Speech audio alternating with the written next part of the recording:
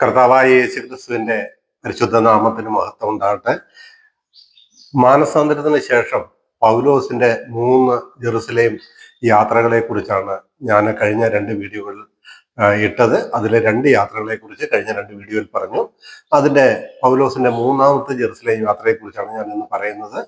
എൻ്റെ ഈ വീഡിയോ കേൾക്കുന്നവരാരേലും ഇതിനു മുമ്പത്തെ 2 വീഡിയോകൾ കണ്ടിട്ടില്ലെങ്കിൽ അതുകൂടെ കാണണം എന്നുള്ളത് ഞാൻ ആഗ്രഹിക്കുന്നു.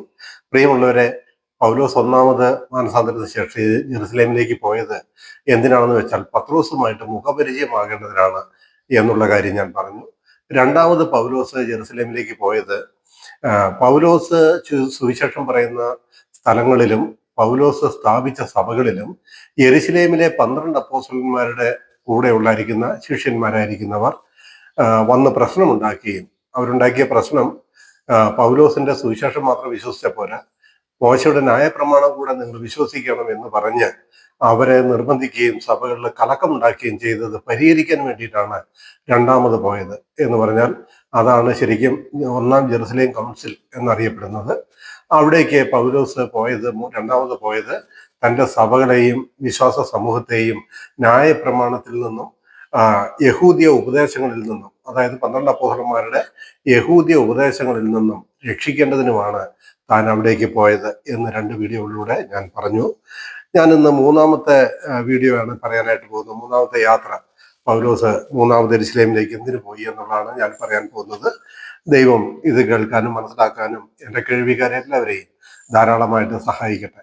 അത് നമ്മൾ ആദ്യമായിട്ട് വായിക്കുന്നത് അപ്പോസ്തല പ്രവൃത്തി 20ാം അധ്യായത്തിന്റെ 22ാമത്തെ വാക്യം മുതലാണ്. 20ാം അധ്യായം 22ാമത്തെ വാക്യം മുതലാണ്. അവിടെ എങ്ങനെ വായിക്കുന്നു: ഇപ്പോൾ ഞാൻ ആത്മാവിനാൽ ബന്ധിക്കപ്പെട്ടവനായി യെരുശലേമിലേക്ക് പോകുന്നു. ബന്ധനങ്ങളും കഷ്ടങ്ങളും എനിക്കായി കാത്തിരിക്കുന്നു എന്ന് പരിശുദ്ധാത്മാവ് പട്ടണം തോറും സാക്ഷ്യം പറയുന്നതല്ലാതെ അവിടെ എനിക്ക് നേരിടുവാനുള്ളത് ഒന്നും ഞാൻ അറിയുന്നില്ല. എങ്കിലും ഞാൻ എൻ്റെ പ്രാണനെ വിലയേറിയതായി എണ്ണുന്നില്ല. എൻ്റെ ഓട്ടവും ദൈവകൃപയുടെ സുവിശേഷത്തിന് സാക്ഷ്യം പറയേണ്ടതിന് കർത്താവായ യേശു തന്ന ശുശ്രൂഷയും തികയ്ക്കണമെന്ന് എനിക്കുള്ളൂ. എന്നാൽ നിങ്ങളുടെ ഇടയിൽ ദൈവരാജ്യം പ്രസംഗിച്ചുകൊണ്ട് നടന്നവനായ എൻ്റെ മുഖം നിങ്ങൾ ആരും ഇനി കാണുകയില്ല എന്ന് ഞാൻ അറിയുന്നു. അതുകൊണ്ട് നിങ്ങളിൽ ആരെങ്കിലും നശിച്ചു പോയാൽ ഞാൻ കുറ്റക്കാരനല്ല എന്ന് ഞാൻ ഇന്നേ ദിവസം നിങ്ങളോട് സാക്ഷ്യം പറയുന്നു. പൗലോസ് ശരിക്കും 3ാമത് യെരുശലേമിലേക്ക് പോകുന്നത് എന്തിനാണ് എന്ന് ചോദിച്ചാൽ നമുക്ക് കാണാനായിട്ട് കഴിയുന്നത് താൻ ബന്ധനസ്ഥനാകാനും മരിക്കാനും വേണ്ടിയിട്ടാണ് പോകുന്നത് എന്ന് നമുക്ക് കാണാനായിട്ട് പറ്റും. അതെന്തുകൊണ്ടാണ് ബന്ധനസ്ഥനാകാനും മരിക്കാനും യെരുശലേമിലേക്ക് പോകുന്നത്? എന്നാൽ പൗലോസ് മരിച്ചത് യെരുശലേമിൽ വെച്ചല്ല കേട്ടോ, റോമിൽ വെച്ചാണ്. അത് ഞാൻ പറയുന്നുണ്ട്. ബന്ധനസ്ഥനാകാൻ വേണ്ടിയിട്ടാണ് യെരുശലേമിലേക്ക് പോകുന്നത്. മനഃപൂർവ്വം അറിഞ്ഞുകൊണ്ട് തന്നെ പൗലോസ് അവിടേക്ക് യാത്ര ചെയ്യുകയാണ്. അപ്പോൾ പൗലോസിനോട് പലരും പറഞ്ഞു, നീ യെരുശലേമിലേക്ക് പോകരുത്. യെരുശലേമിലേക്ക് പോയാൽ അവിടെ നീ ബന്ധിക്കപ്പെടും, അവിടെ നീ പിടിക്കപ്പെടും, അവർ നിന്നെ കൊല്ലും. കാരണം എന്താ? യെരുശലേമിൽ പൗലോസിന് എന്താ ഇത്ര എതിർപ്പ് വരുന്നത്? പൗലോസ് പ്രസംഗിക്കുന്ന ന്യായപ്രമാണത്തിന് എതിരാണ്.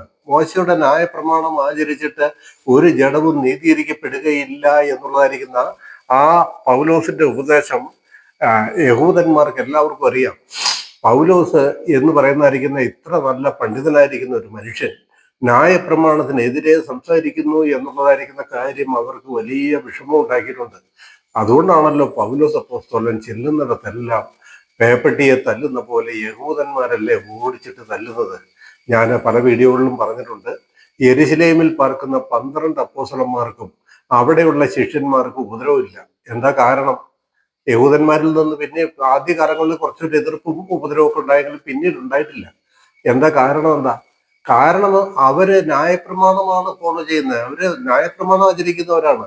അവര് ന്യായപ്രമാണം ആചരിക്കുന്നതുകൊണ്ട് യഹൂദന്മാർക്ക് വലിയ പ്രശ്നമൊന്നുമില്ല. പിന്നെ ഇവരൊരു പിന്നെ യേശുവിന്റെ പേര് പറയുന്നു, യേശുവാണ് ക്രിസ്തു എന്ന് പറയുന്നു. ഇത്രയുള്ള പ്രശ്നമുണ്ട്. അതുകൊണ്ട് തന്നെ യെരുശലേമിലെ 12 അപ്പോസ്തലന്മാർക്ക് വലിയ ഉപദ്രവമോ പ്രശ്നമോ ഒന്നും നേരിടുന്നില്ല. എന്നാൽ പൗലോസ് കർക്കശമായും ന്യായപ്രമാണത്താൽ ഒരു ജഡവും നീതീകരിക്കപ്പെടുകയില്ല, ന്യായപ്രമാണത്തിന് കീഴിൽ ഇരിക്കാൻ ഇച്ഛിക്കുന്നവരൊക്കെ ശാപത്തിന് കീഴാകുന്നു, ന്യായപ്രമാണത്താൽ നിങ്ങൾ പരിച്ഛേദനയേറ്റാൽ ക്രിസ്തുവിനെ കൊണ്ട് നിങ്ങൾക്ക് ഒരു ലാഭവുമില്ല എന്ന് പഠിപ്പിക്കുന്നവരാണ് പൗലോസ്. ഇത് യഹൂദന്മാർക്ക് സഹിക്കുകയില്ല. അതുകൊണ്ടാണ് ശിഷ്യന്മാർ പറഞ്ഞത്, നീ യെരുശലേമിലേക്ക് പോകരുത്, പോയാൽ നിന്നെ അവിടെ വെച്ച് തടവിലാക്കുകയും നിന്നെ കൊല്ലുകയും ചെയ്യും എന്ന് പറഞ്ഞപ്പോൾ പൗലോസ് ഇവിടെ പറയുന്ന അതിനു വേണ്ടി പറയുന്ന വാക്ക് നിങ്ങൾ കേട്ടോ. എന്താ പറയുന്നത്? എങ്കിലും നോക്കിക്കേ, ബന്ധനങ്ങളും കഷ്ടങ്ങളും എനിക്കായി കാത്തിരിക്കുന്നു എന്ന് പരിശുദ്ധാത്മാവ് പട്ടണം തോറും സാക്ഷ്യം പറയുന്നതല്ലാതെ അവിടെ എനിക്ക് നേരിടുവാനുള്ളതൊന്നും ഞാൻ അറിയുന്നില്ല.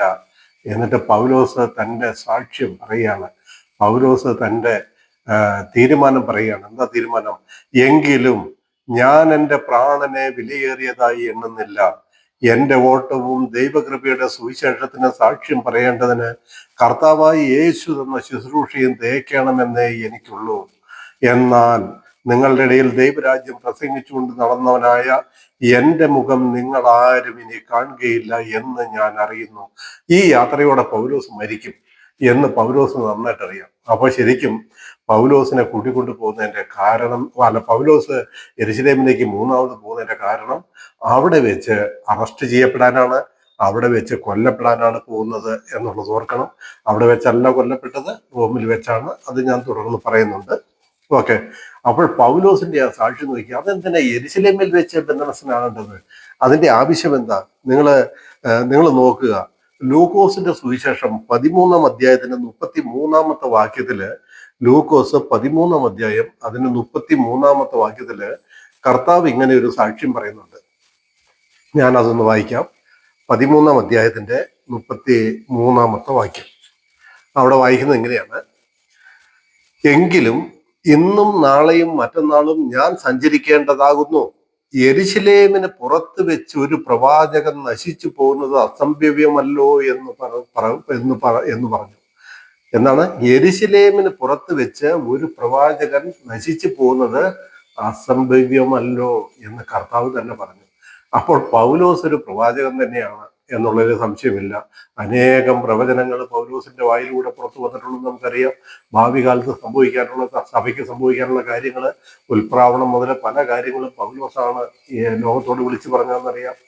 ആ പ്രവാചകനായിരിക്കുന്ന പൗലോസ്, ഞാൻ അങ്ങനെ ഒരു വാക്ക് ഉപയോഗിച്ചോട്ടെ, ഇന്നുവരെ ആരും പൗലോസ് പ്രവാചകനാണെന്ന് പറഞ്ഞു കാണുകയില്ല. എന്നാൽ പ്രവചന ശുശ്രൂഷ ചെയ്യുന്നവരെല്ലാം പ്രവാചകന്മാരാണ്. ആ അർത്ഥത്തിൽ ഞാൻ അങ്ങനെ പറഞ്ഞതേ ഉള്ളൂ. ഓക്കെ. അപ്പോൾ പൗലോസ് യെരുശലേമിൽ വെച്ച് തന്നെ പിടിക്കപ്പെടണം. ഇത് നല്ല നിശ്ചയത്തോടു കൂടിയ പൗലോസ് പോകുന്നത്. ഞാൻ യെരുശലേമിൽ പോയാൽ പിടിക്കപ്പെടും, അവരെന്നെ കൊല്ലും എന്നുള്ളതറിയാം. എങ്കിലും ഞാൻ എൻ്റെ പ്രാണനെ വിലയേറിയതായി എണ്ണുന്നില്ല. കർത്താവായ യേശു തന്ന ശുശ്രൂഷയും അവന് വേണ്ടിയുള്ള ഓട്ടവും തേക്കണമെന്ന് മാത്രമേ, കൃപയുടെ ശുശ്രൂഷയും ഓട്ടവും തേക്കണമെന്ന് മാത്രമേ എനിക്ക് ആഗ്രഹമുള്ളൂ എന്ന് പറഞ്ഞ് മരണത്തിലേക്ക് സധൈര്യം നടക്കുന്ന പൗലോസിനെ കാണുക.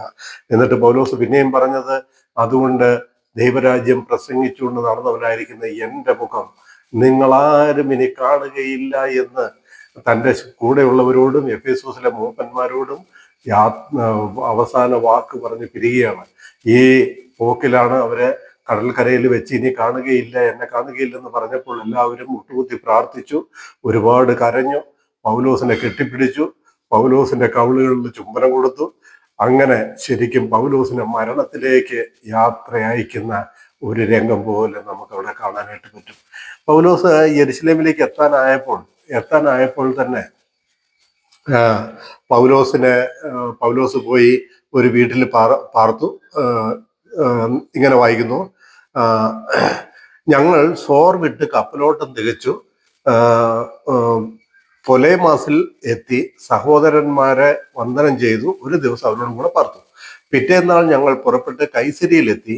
70-ൽ ഒരുവനായ ഫിലിപ്പോസ് എന്ന സുവിശേഷകന്റെ വീട്ടിൽ ചെന്ന് അവനോട് കൂടെ പാർത്തു. അവന് കന്യകമാരും പ്രവചിക്കുന്നവരുമായ 4 പുത്രിമാർ ഉണ്ടായിരുന്നു. ഞങ്ങൾ അവിടെ വളരെ ദിവസം പാർത്തിരിക്കുമ്പോൾ അഗബോസ് എന്ന ഒരു പ്രവാചകൻ യഹൂദിയിൽ നിന്ന് വന്നു. അവൻ ഞങ്ങളുടെ അടുക്കൽ വന്നു.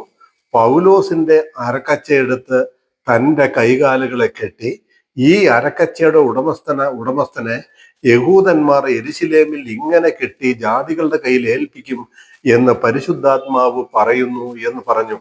ഇത് കേട്ടാറെ യെരുശലേമിൽ പോകരുത് എന്ന് ഞങ്ങളും അവിടുത്തുകാരും അവനോട് അപേക്ഷിച്ചു.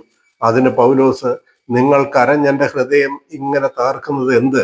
കർത്താവായ യേശുവിന്റെ നാമത്തിന് വേണ്ടി ബന്ധിക്കപ്പെടുവാൻ മാത്രമല്ല, യെരുശലേമിൽ മരിപ്പാനും ഞാൻ ഒരുങ്ങിയിരിക്കുന്നു എന്ന് പറഞ്ഞു. അവനെ സമ്മതിപ്പിച്ചുകൂടായികയാൽ കർത്താവിന്റെ ഇഷ്ടം നടക്കട്ടെ എന്ന് പറഞ്ഞ് ഞങ്ങൾ മിണ്ടാതെയിരുന്നു.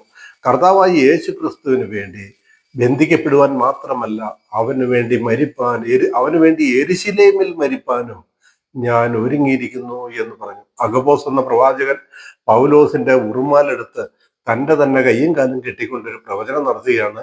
ഈ ഉറുമാലിന്റെ ഉടമസ്ഥനെ യെരുശലേമിൽ വെച്ച് യഹൂദന്മാർ ഇങ്ങനെ കെട്ടി ബന്ധിക്കും എന്ന് പറഞ്ഞപ്പോൾ എല്ലാവരും കൂടെ പറഞ്ഞു, പൗലോസെ, നീ യെരുശലേമിൽ പോകരുത്, അവർ നിന്നെ പിടിക്കും, നിന്നെ കൊല്ലും എന്ന് പറഞ്ഞപ്പോൾ, ഇല്ല, ഞാൻ പോകും, യെരുശലേമിൽ വെച്ച് മരിക്കാൻ എനിക്ക് ആഗ്രഹമാണ്, അല്ലെങ്കിൽ മരിക്കാൻ ഞാൻ ഒരുങ്ങിയിരിക്കുന്നു എന്ന് പറയുന്ന പൗലോസിനെയാണ് കാണാൻ കഴിയുന്നത്. മൂന്നാമത്തെ യാത്ര പൗലോസ് തന്റെ മരണം തിരഞ്ഞെടുത്തുകൊണ്ടുള്ളായിരിക്കുന്ന യാത്രയാണ് യെരുശലേമിലേക്ക് പോയത്. ഞാൻ ആദ്യത്തെ വീഡിയോയിൽ പറഞ്ഞത് നിങ്ങൾ എല്ലാവരും ഓർക്കുമല്ലോ. 12 അപ്പോസ്തലന്മാരിൽ നിന്നൊന്നും പഠിക്കാനല്ല പൗലോസ് യെരുശലേമിൽ 3 പ്രാവശ്യവും പോയത്.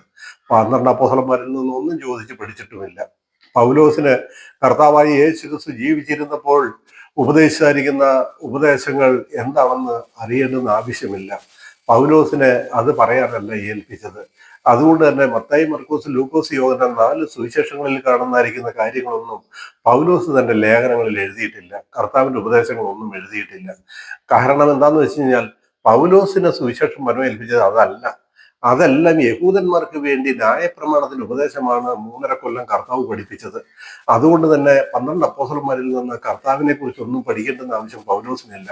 അപ്പോൾ പൗലോസ് മൂന്നാമത്തെ പോക്കും പോകുന്നത് തന്റെ മരണം തിരഞ്ഞെടുത്തുകൊണ്ടാണ്. യെരുശലേമിന് പുറത്ത് വെച്ച് ഒരു പ്രവാചകന് നശിച്ചു പോകുന്നത് സംഭവിക്കാൻ പാടില്ലാത്തതാകുന്നു എന്ന കർത്താവായി യേശു ക്രിസ്തുവിന്റെ വാക്കുപോലെ താൻ മരണം അഭിമുഖീകരിക്കാനായിട്ട് തീരുമാനമെടുത്തുകൊണ്ട് പൗലോസ് യെരുശലേമിലേക്ക് മൂന്നാമത് പോയി എന്ന് നമുക്ക് കാണുവാനായിട്ട് പറ്റും. എൻ്റെ പ്രിയമുള്ളവരെ, ഈ യാത്ര എന്ന് പറയുന്നത് AD 58 എഴുത്തുകാരൊക്കെ പറയുന്നു. AD 58 മൂന്നാം മിഷണറി യാത്രയും കഴിഞ്ഞ് ഉള്ളതായിരിക്കുന്ന കാലഘട്ടം. ഞാൻ പറഞ്ഞില്ലേ, ഈ സമയത്തൊന്നും യെരുശലേമിലെ അപ്പോസ്തലന്മാർക്ക് ഒരു പ്രശ്നവും ഇല്ല. കാരണം യെരുശലേമിലെ അപ്പോസ്തലന്മാർ ന്യായപ്രമാണം ഫോളോ അപ്പ് ചെയ്യുന്നവരാണ്. അവര് ന്യായപ്രമാണം ആചരിക്കുന്നവരാണ്. പിന്നെ എന്തിനാ യഹൂദന്മാർ അവരെ കൊല്ലണം, അവരെ പിടിക്കണം? ആവശ്യമില്ലല്ലോ. അവരെല്ലാവരും ന്യായപ്രമാണം ഫോളോ അപ്പ് ചെയ്യുന്നവരാണ്. ഇത് ഞാനിപ്പോൾ നിങ്ങൾക്ക് വായിച്ചു കേൾപ്പിക്കാം. ഈ എന്താണ്, കൈസരിയയിൽ നിന്നും നേരെ പൗലോസ് യെരുശലേമിലേക്ക് പോയി. യെരുശലേമിലേക്ക് പോയിട്ട് അവിടെ ചെന്ന് സഭയെ വന്ദനം ചെയ്തു. അവിടെ ചെന്ന് അപ്പോസ്തലന്മാരെ കണ്ടു, യെരുശലേമിലെ സഭയെ കണ്ടു, അവരുമായിട്ട് സംസാരിച്ചു. ആ രംഗം നമ്മൾ വായിക്കുന്നത് അപ്പോസ്തലപ്രവൃത്തി 21 അധ്യായത്തിന്റെ 17 മുതലുള്ളായിരിക്കുന്ന വാക്യങ്ങളിലാണ്. 17 മുതലുള്ളായിരിക്കുന്ന വാക്യങ്ങളിൽ യെരുശലേമിൽ എത്തിയപ്പോൾ അപ്പോസ്തലപ്രവൃത്തി 21 അധ്യായം 17 മുതൽ, ഞാൻ ഈ വാക്യങ്ങളെല്ലാം താഴെ കുറിച്ചിടുന്നതാണ്, നിങ്ങൾക്ക് സംശയമുണ്ടെങ്കിൽ എടുത്തു നോക്കാം. യെരുശലേമിൽ എത്തിയപ്പോൾ സഹോദരന്മാർ ഞങ്ങളെ സന്തോഷത്തോടെ കൈക്കൊണ്ടു. പിറ്റേന്ന് പൗലോസും ഞങ്ങളും യാക്കോബിന്റെ അടുക്കൽ പോയി. അങ്ങനെയാണ് യാക്കോബിനെ അല്ലെങ്കിൽ മൂപ്പന്മാരെയും അപ്പോസ്തലന്മാരെയും കാണാൻ പോകുന്നത്. യാക്കോബിന്റെ അടുക്കൽ പോയി. മൂപ്പന്മാരും എല്ലാം അവിടെ വന്നുകൂടി. അവൻ അവരെ വന്ദനം ചെയ്തു. തന്റെ ശുശ്രൂഷയാൽ ദൈവം ജാതികളുടെ ഇടയിൽ ചെയ്യിച്ചത് ഓരോന്നായി വിവരിച്ചു പറഞ്ഞു. ഈ കാര്യങ്ങളെല്ലാം പൗലോസിന്റെയും ശീലാസിന്റെയും ഒക്കെ ജാതികളുടെ ഇടയിലെ പ്രവർത്തനങ്ങളെല്ലാം ഈ ലാസ്റ്റ് പോക്കിലും യെരുശലേമിൽ പറഞ്ഞു. കാലം ഏതാന്ന് ഓർക്കണം, AD 58 ഓരോന്നായി അവിടെ വിവരിച്ചു പറഞ്ഞു. അവർ കേട്ടു. യെരുശലേമിലുള്ള ഈ അപ്പോസ്തലന്മാരും മൂപ്പന്മാരും എല്ലാവരും അത് കേട്ടു. അവർ കേട്ടു, ദൈവത്തെ മഹത്വപ്പെടുത്തി. പിന്നെ അവനോട് പറഞ്ഞത്, ആരോട്? പൗലോസിനോട് പറഞ്ഞത്. പിന്നെ അവനോട് പറഞ്ഞത്, സഹോദര, യഹൂദന്മാരുടെ ഇടയിൽ വിശ്വസിച്ചിരിക്കുന്നവർ എത്ര ആയിരമുണ്ട് എന്ന് നീ കാണുന്നുവല്ലോ. അവരെല്ലാവരും ന്യായപ്രമാണ തൽപരന്മാരാകുന്നു. യെരുശലേമിലെ 12 അപ്പോസ്തലന്മാരും അവിടുത്തെ വിശ്വാസക്കൂട്ടവും എന്താണ് ചെയ്തു പോന്നിരുന്നത്, എന്താണ് പാലിച്ചിരുന്നത്? നിങ്ങൾക്കിതിലും വലിയ തെളിവിന് വേണോ? എന്തായിരുന്നു പാലിച്ചിരുന്നത്? ഇവിടെ വിശ്വസിക്കുന്നവർ എത്ര ആയിരമുണ്ടെന്ന് നിനക്കറിയാമല്ലോ. അവരെല്ലാവരും ന്യായപ്രമാണ തൽപരന്മാരാകുന്നു. എന്തേ പൗലോസ് പറഞ്ഞതുപോലെ 12 അപ്പോസ്തലന്മാരെ യെരുശലേമിലെ സഭയിൽ ന്യായപ്രമാണം ആചരിക്കേണ്ട എന്ന് പറഞ്ഞില്ല? പൗലോസ് പല വാക്യങ്ങൾ പറഞ്ഞത് നിങ്ങൾക്ക് അറിയാമല്ലോ. ന്യായപ്രമാണത്തിന് കീഴിരിക്കുന്നവരൊക്കെ ശാപത്തിന്റെ കീഴാകുന്നു എന്ന് പറഞ്ഞ പൗലോസിന്റെ ഉപദേശം എവിടെ? 12 അപ്പോസ്തലന്മാരുടെ ഉപദേശം എവിടെ? 12 അപ്പോസ്തലന്മാരുടെ കൂടെയുള്ളവരും 12 അപ്പോസ്തലന്മാരും ന്യായപ്രമാണ തൽപരന്മാരാകുന്നു. അപ്പൊ അവര് മറുപടി അവര് പൗലോസിനോട് പറയുന്നതാണ്, ഇവിടെയുള്ളവരെ എല്ലാം ആയിരക്കണക്കിനുള്ളവരെല്ലാം ന്യായപ്രമാണ തൽപരന്മാരാകുന്നു. മക്കളെ പരിച്ഛേദന ചെയ്യരുതെന്നും നമ്മുടെ മര്യാദ അനുസരിച്ച് നടക്കരുതെന്നും നീ ജാതികളുടെ ഇടയിലുള്ള സകല യഹൂദന്മാരോടും പറഞ്ഞു മോശയെ ഉപേക്ഷിച്ച് കളവൻ ഉപദേശിക്കുന്നു എന്ന് അവർ നിന്നെക്കുറിച്ച് ധരിച്ചിരിക്കുന്നു. അപ്പൊ അവരെല്ലാവരും പരിച്ഛേദന ഏൽക്കുന്നവരാണ്. യെരൂശലേമിലെ സഭ അവരെല്ലാവരും അവരുടെ മക്കളെ പരിച്ഛേദന കഴിക്കുന്നു, ന്യായപ്രമാണം അനുസരിക്കുന്നു, യാഗങ്ങൾ നടത്തുന്നു, വഴിപാടുകൾ നടത്തുന്നു, ന്യായപ്രമാണത്തിന്റെ എല്ലാ ചട്ടവട്ടങ്ങളും അവർ ചെയ്യുന്നു എന്നർത്ഥം. അവരെല്ലാം അത് ചെയ്യുന്നു. എന്നാൽ പൗലോസിനോട് അപ്പോൾ യാക്കോബും കൂടെയുള്ളവരും പറയാണ്, നീ ജാതികളുടെ ഇടയിൽ പറയുന്നു മക്കളെ പരിച്ഛേദന കഴിക്കരുത് എന്നും മോശയുടെ ന്യായപ്രമാണം അനുസരിച്ച് നടക്കരുത് എന്നും നീ ജാതികളുടെ ഇടയിൽ പറയുന്നു എന്ന് യെരൂശലേമിലെ ആയിരക്കണക്കിന് വിശ്വാസികൾ കേട്ടിരിക്കുന്നു. അവിടെ വായിച്ചത് അങ്ങനെയാണ്, ഉപദേശിക്കുന്നു എന്നും അവർ നിന്നെക്കുറിച്ച് ധരിച്ചിരിക്കുന്നു. ആകയാൽ എന്താകുന്നു വേണ്ടത്? നീ വന്നിട്ടുണ്ട് എന്നും അവർ കേൾക്കും. നീ വന്നിട്ടുണ്ടെന്ന് അവർ കേൾക്കും നിശ്ചയം. ഞങ്ങൾ നിന്നോട് ഈ പറയുന്നത് ചെയ്യുക. ഏതാ? ഈ ആയിരക്കണക്കിന് വിശ്വാസികള്, യെരൂശലേമിലെ വിശ്വാസികള് പൗലോസ് അവിടെ വന്നിട്ടുണ്ടെന്ന് കേൾക്കുമെന്ന്. കേട്ട് കഴിഞ്ഞാൽ ഈ വിശ്വാസികൾ എന്ത് ചെയ്യും? പൗലോസിനെ ശിക്ഷിക്കും, പൗലോസിനെ പിടിച്ചു കെട്ടും. യെരൂശലേമിലെ സഭയിലെ വിശ്വാസികൾ തന്നെ എല്ലാവരും കൂടെ ഇത് അറിഞ്ഞു കഴിഞ്ഞാൽ എല്ലാവരും കൂടെ ഈച്ച പൊതിയുന്ന പോലെ പൗലോസിനെ അങ്ങ് പൊതിയുന്ന ഈ പറഞ്ഞതിന്റെ അർത്ഥം. ഈ ആയിരക്കണക്കിന് വിശ്വാസികൾ നീ ഇവിടെ വന്നിട്ടുണ്ടെന്ന് അറിയും എന്ന് പറയുന്നതിന്റെ കാരണം, യെരൂശലേമിൽ പൗലോസ് എത്തിയെന്ന് അറിഞ്ഞാൽ യെരൂശലേമിലെ സഭ, 12 അപ്പോസ്തലന്മാരുടെ ശിഷ്യന്മാരാകുന്ന യെരൂശലേമിലെ സഭ തന്നെ പൗലോസിനെ ആക്രമിക്കും. അതാണ് ഇവിടെ പറയുന്നത്, നീ വന്നിട്ടുണ്ടെന്ന് അവർ കേൾക്കും നിശ്ചയം. ഞങ്ങൾ നിന്നോട് ഈ പറയുന്നത് ചെയ്യുക. നേർച്ചയുള്ള 4 പുരുഷന്മാർ ഞങ്ങളുടെ ഇടയിൽ ഉണ്ട്. അവരെ കൂട്ടിക്കൊണ്ട് അവരോടുകൂടെ നിന്നെ ശുദ്ധി വരുത്തി അവരുടെ തല ക്ഷൗരം ചെയ്യണതിന് അവർക്ക് വേണ്ടി ചെലവ് ചെയ്യുക. എന്നാൽ നിന്നെ കൊണ്ട് കേട്ടത് ഉള്ളതല്ല എന്നും നീയും ന്യായപ്രമാണത്തെ ആചരിച്ച് ക്രമമായി നടക്കുന്നവൻ എന്നും എല്ലാവരും അറിയും. വിശ്വസിച്ചിരിക്കുന്ന ജാതികളെ സംബന്ധിച്ചോ അവർ വിഗ്രഹാർപ്പിതവും രക്തവും ശ്വാസം മുട്ടി ചത്തവും പരസംഗവും മാത്രം ഒഴിഞ്ഞിരിക്കണമെന്ന് വിധിച്ച് എഴുതി അയച്ചിട്ടുണ്ടല്ലോ. അങ്ങനെ പൗലോസ് ആ പുരുഷന്മാരെ കൂട്ടിക്കൊണ്ട് പിറ്റേന്നാൾ അവരോട് കൂടെ തന്നെ ശുദ്ധി വരുത്തി ദേവാലയത്തിൽ ചെന്നു. അവരിൽ ഓരോരുത്തരിനു വേണ്ടി വഴിപാട് കഴിപ്പാനുള്ള ശുദ്ധീകരണ കാലം തികഞ്ഞു എന്ന് ബോധിപ്പിച്ചു. ആരെ ബോധിപ്പിക്കാനാ പൗലോസ് ഇത് ചെയ്തേ? ആരെ ബോധിപ്പിക്കാനാ? ഇതെങ്കിലും കേട്ടിട്ട് എൻ്റെ 12 അപ്പോസ്തലന്മാരുടെ ശിഷ്യന്മാരായിരിക്കുന്ന എൻ്റെ ശിഷ്യന്മാരെ, ഞാൻ അങ്ങനെ തന്നെ പറഞ്ഞോട്ടെ, ഈ കാര്യമെങ്കിലും കേട്ടിട്ട് നിങ്ങൾക്ക് അല്പമെങ്കിലും ഒരു വെളിവ് തലയ്ക്ക് വെച്ചിരുന്നെങ്കിൽ. ആരെ ബോധിപ്പിക്കാനാ പൗലോസ് 4 പുരുഷന്മാരെ, നേരത്തെയുള്ള 4 പുരുഷന്മാരെ കൂട്ടിക്കൊണ്ടുപോയി തല ക്ഷൗരം ചെയ്യിച്ചത്? ആരെ ബോധിപ്പിക്കാനാ? യെരൂശലേമിലെ ആയിരക്കണക്കിന് വരുന്ന വിശ്വാസികളെ ബോധിപ്പിക്കാൻ. അല്ലെങ്കിൽ ആ യെരൂശലേമിലെ സഭയിലുള്ള യഹൂദന്മാർ തന്നെ പൗലോസിനെ പിടിച്ചു കെട്ടും, പൗലോസിനെ ശിക്ഷിക്കും. ഇപ്പൊ നിങ്ങൾക്ക് മനസ്സിലായോ? യെരൂശലേമിലെ സഭയും 12 അപ്പോസ്തലന്മാരും എല്ലാം ദൈവത്തിന്റെ മറ്റൊരു പദ്ധതിയാണെന്ന് മനസ്സിലായോ? ഇതിലും കൂടുതൽ വ്യക്തമായി പറഞ്ഞു തരാൻ ഞങ്ങളെ കൊണ്ട് കഴിയില്ല. ഞങ്ങളെ കൊണ്ടെന്ന് പറഞ്ഞാൽ എന്നെ കൊണ്ടും തോമസ് സാറിനെ കൊണ്ടൊന്നും കഴിയില്ല. ആകുന്നത്ര ഞങ്ങളിത് പറയുന്നത് ദൈവത്തിന്റെ 2 പദ്ധതിയാണെന്ന്. ഇനിയെങ്കിലും നിങ്ങളൊന്ന് ബോധം വെക്കുക.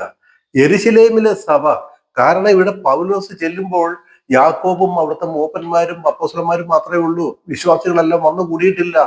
അപ്പോഴാണ് ഈ യാക്കോബിനോടും മൂപ്പന്മാരോടും 12 അപ്പോസ്തലന്മാരോടും പൗലോസ് താൻ ജാതികളുടെ ഇടയിൽ പറയുന്നതിലൂടെ, സുവിശേഷം പറയുന്നതിലൂടെ അനേകർ രക്ഷിക്കപ്പെടുന്നു എന്നുള്ളായിരിക്കുന്ന കാര്യം പറഞ്ഞ് അവരെ ധരിപ്പിച്ചത്.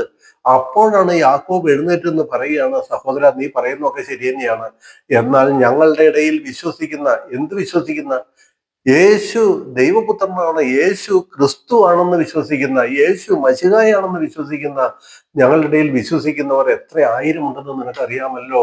അവരെല്ലാവരും ന്യായപ്രമാണ തൽപരന്മാരാകുന്നു. നമ്മുടെ മക്കളെ പരിച്ഛേദന കഴിക്കരുത് എന്ന് നീ ജാതികളുടെ സഭയിലൊക്കെയും ഉപദേശിക്കുന്നു എന്ന് ഞങ്ങളുടെ കൂടെയുള്ളവർ കേട്ടിരിക്കുന്നു. അതുകൊണ്ട് നീ ഇവിടെ വന്നിട്ടുണ്ടെന്ന് അവരറിയും. ആര്? പുറമേയുള്ള യഹൂദന്മാരല്ല. യെരുശലേമിലെ യേശുക്രിസ്തുവിനെ വിശ്വസിക്കാത്ത യഹൂദന്മാർ അറിയുന്നല്ല പറഞ്ഞ്. ഈ പറയുന്നതായിരിക്കുന്ന യെരുശലേമിലെ സഭയിൽ യേശുക്രിസ്തുവിന്റെ 12 അപ്പോസ്തലന്മാരുടെ ശിഷ്യന്മാരായിരിക്കുന്നവരറിയും. അവരറിയാതിരിക്കാൻ നീ ഒരു ചെറിയ ഉപായം പ്രയോഗിക്കാൻ പറയുക. അവരറിഞ്ഞാൽ നിന്നെ ദ്രോഹിക്കും. അതെന്തിനാ യെരുശലേമിലെ സഭ പൗലോസിനെ ഉപദ്രവിക്കുന്നത്? രണ്ടും ഒന്നാണെങ്കിൽ, ഒരു സുവിശേഷമുള്ളെങ്കിൽ, അയ്യോ ഇതെങ്ങനെ നിങ്ങളുടെയൊക്കെ തലച്ചോറിലേക്ക് ഇതെങ്ങനെ പറഞ്ഞ് മനസ്സിലാക്കിച്ച് കയറ്റണമെന്ന് ഞാൻ അറിഞ്ഞുകൂടാ.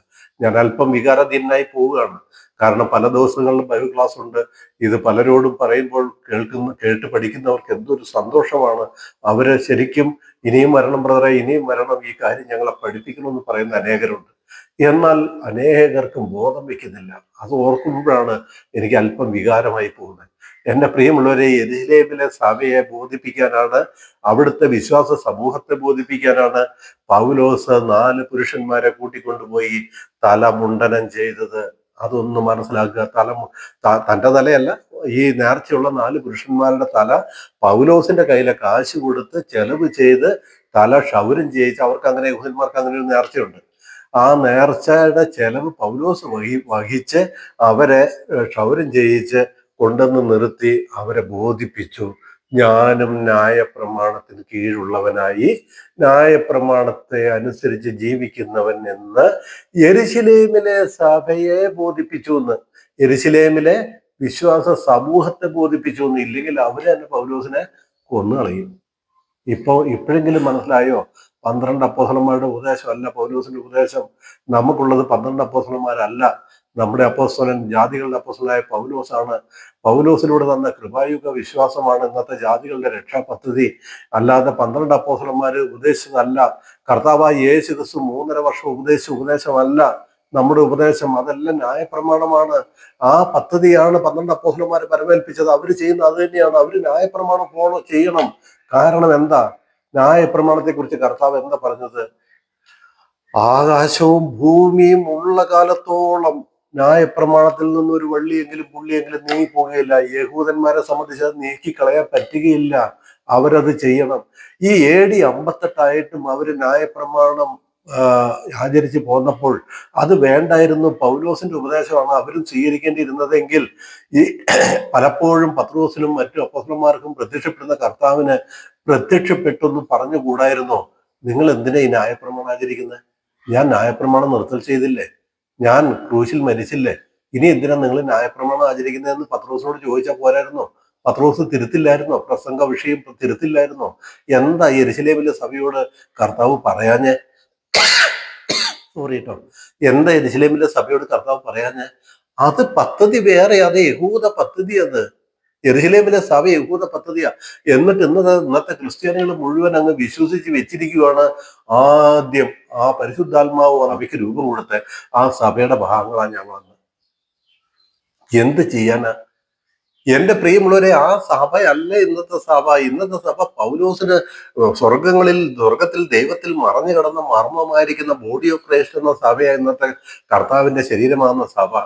12 അപ്പോസ്തലന്മാരുടെ മേൽ പരിശുദ്ധാത്മാവിനെ പറഞ്ഞ അപ്പോസ്തല പ്രവൃത്തി 2-ാം അധ്യായത്തിൽ സഭ ആരംഭിച്ചൊന്നുമില്ല. അവിടെ അവരെ സഭയോട് ചേർക്ക ചെയ്ത് ആ സഭയുടെ തുടർച്ചയല്ല ഇന്നത്തെ സഭ. 12 അപ്പോസ്തലന്മാരും അല്ല നമ്മുടെ അപ്പോസ്തലന്മാർ. ഇത് നിങ്ങൾ മനസ്സിലാക്കുക. ഇനിയെങ്കിലും ഒന്ന് ബോധ്യം വെക്കുക. ഈ സഭ, ഈ ബോഡി ഓഫ് ക്രൈസ്റ്റ് സഭ ആരംഭിച്ചത് അനാദികാലം മുതൽ ദൈവത്തിൽ മറഞ്ഞു കിടന്ന മർമ്മമാണ്. അത് പൗലോസിന് വെളിപ്പെട്ടതാണ്. ഈ സഭ ഉൽപ്രാവണത്തിലൂടെ അവസാനിക്കും. അതും പൗലോസിനാണ് വെളിപ്പെട്ടത്. ഈ സഭ അവസാനിക്കും. അപ്പോൾ നിർത്തിവെച്ച ആ പിന്നെ എന്താണ് യെരുശലേമിലെ പെന്തക്കോസ് ദിനത്തിലെ സഭ വീണ്ടും മുമ്പോട്ട് കൊണ്ടുപോകും കർത്താവ്. ദൈവത്തിന്റെ 2 പദ്ധതി ഒന്ന് തരംതിരിച്ച് പഠിക്കാൻ വേണ്ടിയാണ് ഞാൻ ഇത്രയും പറയുന്നത്. യെരുശലേമിലെ സഭയിൽ ഒരു കലഹം ഉണ്ടാക്കണ്ട എന്ന് വിചാരിച്ച് മൂപ്പന്മാരും അപ്പോസ്തലന്മാരും എല്ലാം പറഞ്ഞതനുസരിച്ച് നേർച്ചയുള്ള പുരുഷന്മാരെ കൂട്ടിക്കൊണ്ടുപോവുകയും അവരുടെ തല ക്ഷൗരം ചെയ്യിക്കുകയും അവർക്ക് വേണ്ടി ചെലവ് ചെയ്യുകയും യെരുശലേം ദേവാലയത്തിൽ പോവുകയും ഒക്കെ ചെയ്തു. എന്തിനു പൗലോസ് അങ്ങനെ ചെയ്ത്? ന്യായപ്രമാണത്തിനെതിരെ ഇത്ര കർക്കശമായി പോരാടുന്ന പൗലോസ് എന്തിനിത് ചെയ്തു? എന്ന് നിങ്ങളിൽ പലരും എന്നോട് ചോദിച്ചേക്കാം, അല്ലേ? അത് ന്യായമായ ഒരു ചോദ്യമല്ലേ? ന്യായപ്രമാണത്താൽ ഒരു ജഡവും നീതിയിരിക്കപ്പെടുകയില്ലെന്ന് പറഞ്ഞ പൗലോസ് പിന്നെ എന്തിനാ ഇത് ന്യായപ്രമാണത്തിന്റെ പ്രവൃത്തിയല്ലേ?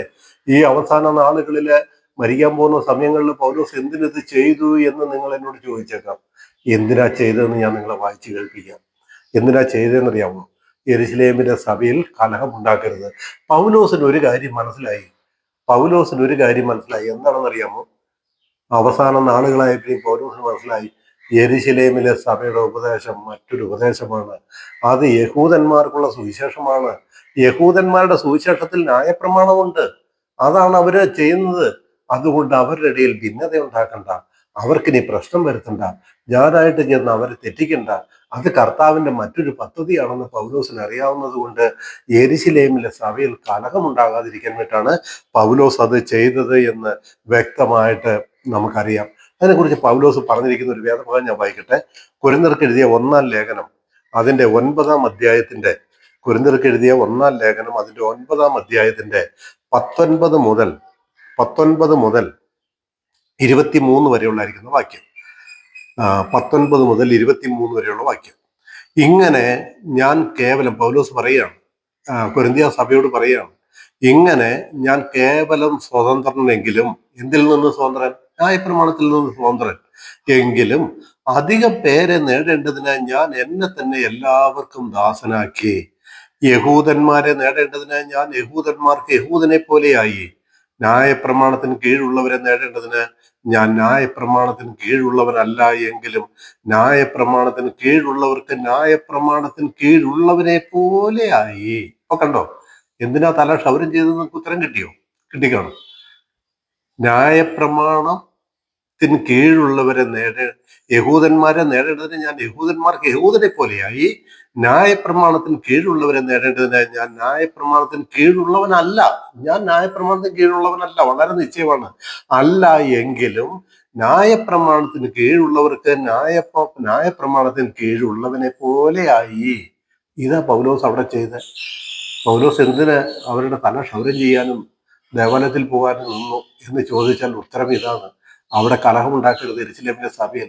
അത് ദൈവത്തിന്റെ ക്രിസ്തുവിന്റെ മറ്റൊരു പദ്ധതിയാണ്. അല്ല എങ്കിലും ന്യായപ്രമാണത്തിന് കീഴുള്ളവർക്ക് ന്യായപ്രമാണത്തിന് കീഴുള്ളവനെ പോലെയായി. ദൈവത്തിന് ന്യായപ്രമാണം ഇല്ലാത്തവനാകാതെ ക്രിസ്തുവിന് ന്യായപ്രമാണം ഉള്ളവനായിരിക്കെ ന്യായപ്രമാണം ഇല്ലാത്തവരെ നേടേണ്ടതിന് ഞാൻ ന്യായപ്രമാണം ഇല്ലാത്തവർക്ക് ന്യായപ്രമാണം ഇല്ലാത്തവനെ പോലെയായി. ബലഹീനന്മാരെ നേടേണ്ടതിന് ഞാൻ ബലഹീനർക്ക് ബലഹീനനായി. ഏത് വിധത്തിലും ചിലരെ രക്ഷിക്കേണ്ടതിന് ഞാൻ എല്ലാവർക്കും എല്ലാമായി തീർന്നു. സുവിശേഷത്തിൽ ഒരു പങ്കാളിയാകേണ്ടതിന് ഞാൻ സകലവും സുവിശേഷം നിമിത്തം ചെയ്യുന്നു. സുവിശേഷത്തിൽ ഒരു പങ്കാളിയാകേണ്ടതിന് ഞാൻ സകലവും സുവിശേഷം നിമിത്തം ചെയ്യുന്നു. കലഹമുണ്ടാക്കുക എന്നുള്ളതല്ല പൗലോസിന്റെ ഉദ്ദേശം. ജെറുസലേമിലെ സഭയിൽ പോയിട്ട് കലഹമുണ്ടാക്കി അവരാൽ ബന്ധിക്കപ്പെട്ട്, 12 അപ്പോസ്തലന്മാരുടെ കൂടെയുള്ളവരാൽ ബന്ധിക്കപ്പെട്ട് പിടിക്കപ്പെടുന്നതിനേക്കാളും മെച്ചം പൗലോസിന് മരിക്കുക. അവിടെ കലഹമുണ്ടാക്കി അവരെ കൊണ്ട് ബന്ധനസ്ഥനായി അവരെ കൊണ്ട് കല്ലേറ് കൊണ്ട് മരിക്കേണ്ട ആവശ്യമില്ല. അതുകൊണ്ട് അവർക്ക് ബോധം വരുത്താൻ വേണ്ടി ഞാനും ന്യായപ്രമാണം ആചരിക്കുന്നവരാണെന്ന് അവരെ അങ്ങ് ശരിക്കും കബളിപ്പിക്കുകയാണ് ഇത്. അവരെ കബളിപ്പിച്ചു. കാരണം നിവൃത്തിയില്ല പൗലോസിന്, ചെയ്യാതെ നിവൃത്തിയില്ല. പൗലോസ് കപടനായതുകൊണ്ടല്ല, അവരോടും പൗലോസിന്റെ സാക്ഷ്യം അവരിലും ആരെങ്കിലും വിശ്വസിച്ചാലോ എന്നുള്ളത് കൊണ്ട്. ഇപ്പോൾ കാര്യത്തിന്റെ കിടപ്പുവശം നിങ്ങൾക്ക് മനസ്സിലായി കാണുമല്ലോ എൻ്റെ പ്രിയമുള്ളവരെ. അപ്പോൾ അപ്പോസ്തലനായിരിക്കുന്ന പൗലോസിന്റെ 3ാമത്തെ യെരുശലേം യാത്ര എന്തിനായിരുന്നു എന്ന് നിങ്ങൾക്ക് മനസ്സിലായി. യെരുശലേമിലുള്ളായിരിക്കുന്ന 12 അപ്പോസ്തലന്മാർ എന്ത് ഉപദേശമാണ് പാലിച്ചിരുന്നത് എന്ന് നിങ്ങൾക്ക് മനസ്സിലായി.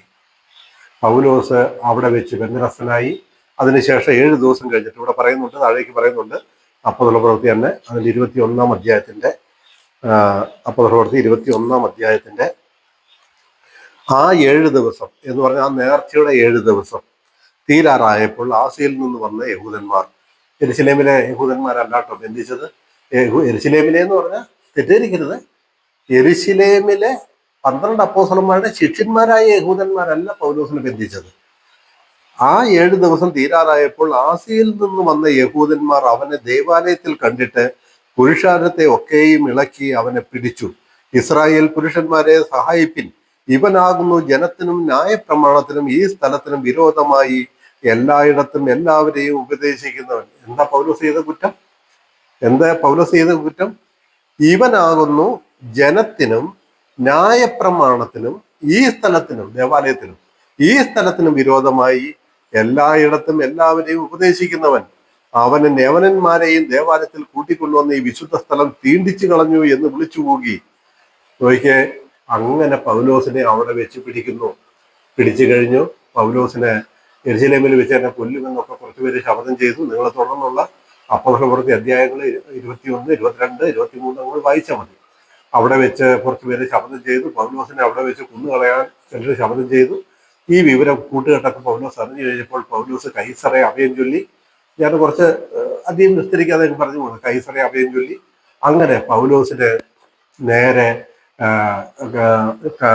റോമിലേക്ക് തടവുകാരനായിട്ട് കൊണ്ടുപോവുകയും റോമിൽ വെച്ച് ഏകദേശം തൻ്റെ ഏകദേശം 67, 64 പൗലോസിനെ ചിരച്ഛേദം ചെയ്ത് കൊല്ലുകയുമായിരുന്നു. ഈ ബന്ധനത്തോടു കൂടെ തന്നെ പൗലോസിന്റെ സ്വതന്ത്രമായ പ്രവർത്തനം അവസാനിച്ചു. എന്നാൽ റോമിൽ ചെന്നതിന് ശേഷം കൂലിക്ക് വാങ്ങിയ വീട്ടിൽ താമസിച്ചുകൊണ്ട് താൻ മരിക്കുന്നവരെ ഈ സുവിശേഷ പ്രവർത്തനം യഹൂദന്മാരുടെ ഇടയിൽ നടത്തി എന്ന് നമുക്ക് കാണാൻ പറ്റും. അങ്ങനെ റോമിൽ വെച്ച് പൗലോസ് കൊല്ലപ്പെട്ടു എന്ന് നമുക്ക് കാണാനായിട്ട് പറ്റും. ഇപ്പോൾ കാര്യം മനസ്സിലായല്ലേ? 12 അപ്പോസ്തലന്മാർ യെരുശലേമിൽ ആയിരുന്നിട്ടും എന്തുകൊണ്ട് 12 അപ്പോസ്തലന്മാരെ ആരും ഉപദ്രവിച്ചില്ല? എന്തുകൊണ്ട്? പൗലോസ് അവിടെ ചെന്നപ്പോൾ യെരുശലേമിലെ സഭയിലുള്ളവർ തന്നെ അവരെ ഉപദ്രവിക്കുമെന്ന് 12 അപ്പോസ്തലന്മാരും യാക്കോബും പറഞ്ഞു. അവരെ ബോധിപ്പിക്കാൻ വേണ്ടി പൗലോസ് എന്തിന്, യെരുശലേമിലെ സഭയിലുള്ളവരെ ബോധിപ്പിക്കാൻ വേണ്ടി പൗലോസ് എന്തിന് 4 പുരുഷന്മാരുടെ തല ക്ഷൗരം ചെയ്യിച്ച് നേർച്ച കഴിച്ചു? ഇതിന്റെയൊക്കെ ഉത്തരം നിങ്ങൾക്ക് കിട്ടിയില്ലേ? ഇനിയെങ്കിലും ഒന്ന് ഗ്രഹിക്കൂ എൻ്റെ പ്രിയമുള്ളവരെ. സ്നേഹത്തോടെ പറയുകയാണ്, കൃപയുടെ സുവിശേഷം പൗലോസിലൂടെയാണ് നമുക്ക് ലഭിച്ചത്. 12 അപ്പോസ്തലന്മാർ അല്ല നമ്മുടെ അപ്പോസ്തലന്മാർ. ഇനിയെങ്കിലും ശ്രദ്ധിക്കൂ, ഇനിയെങ്കിലും മനസ്സിലാക്കൂ. ഞാൻ ഈ 3 വീഡിയോകളിലൂടെ പൗലോസിന്റെ 3 യെരുശലേം യാത്ര എന്നുള്ള വീഡിയോ പരമ്പര ഞാൻ അവസാനിപ്പിക്കുകയാണ്. ഇതോടുകൂടെ റോമിൽ വെച്ച്, യെരുശലേമിൽ വെച്ച് പിടിച്ചു, ബന്ധനസ്ഥനാക്കി, പിന്നെ കൈസരിയയിൽ കൊണ്ടുപോയി, പിന്നെ റോമിൽ കൊണ്ടുപോയി. റോമിലും ചില വർഷങ്ങൾ പാർത്തതിന് ശേഷം റോമിൽ വെച്ച് പൗലോസ് കൊല്ലപ്പെടുകയായിരുന്നു ചെയ്തത് എന്ന് നിങ്ങൾ മനസ്സിലാക്കുക. ഈ യെരുശലേമിലെ സഭ AD 58 ആയപ്പോഴും ന്യായപ്രമാണമാണ് ചെയ്തിരുന്നത് എന്നുള്ളത് നിങ്ങൾക്ക് വിശ്വസിക്കാൻ പറ്റും? എന്നിട്ട് പൗലോസിന്റെ ലേഖനങ്ങളൊന്ന് വായിക്ക്, ന്യായപ്രമാണത്തിനെതിരെ പൗലോസ് പറഞ്ഞ വാക്കുകൾ വായിക്ക്. എന്നിട്ട് നിങ്ങളൊന്ന് ചോദിക്ക്, ഇതെങ്ങനെ ഒന്നിച്ചു പോകും, ഇതെങ്ങനെ ഒന്നിച്ച് ചേർക്കാൻ പറ്റും എന്ന് നിങ്ങളൊന്ന് ചിന്തിക്ക്. എൻ്റെ പ്രിയമുള്ളവരെ, എല്ലാവരെയും കർത്താവ് ധാരാളമായി സഹായിക്കട്ടെ. യേശു ക്രിസ്തുവിന്റെ നാമം മഹത്വപ്പെടട്ടെ. ആമേൻ, ആമേൻ.